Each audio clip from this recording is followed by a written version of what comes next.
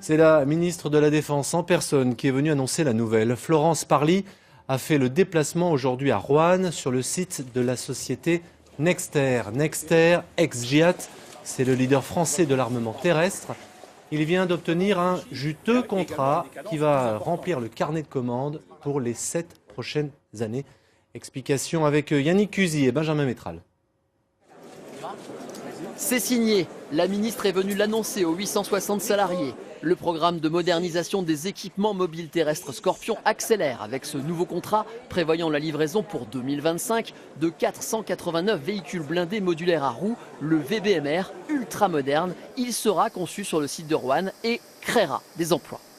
Le site de Roanne s'est très profondément restructuré depuis des années. Déjà en 2017, des recrutements à hauteur d'un peu plus de 100 ont été réalisés, plus de 200 dans les 3 prochaines années.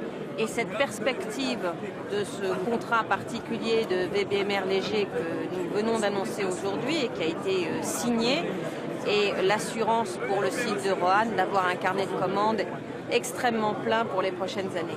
Un nouveau défi pour cette entreprise centenaire, leader en France de l'armement terrestre, mariée récemment à l'allemand KMW pour mieux faire face à une concurrence internationale impitoyable. De quoi relancer l'activité, mais pas forcément rassurer les syndicats qui, eux, réclament davantage d'investissement. Il faudrait au moins ces 200 à 250 embauches en plus dans l'établissement, dans tous les métiers, dans les métiers de production bien entendu, soudeurs, usineurs, monteurs, mais aussi dans les méthodes et dans les études. Une certitude, la récente loi de programmation militaire augmente de 20% les commandes de nouveaux véhicules blindés. 150 Jaguar et 936 Griffon, dont voici le tout premier exemplaire, seront livrés d'ici 2025.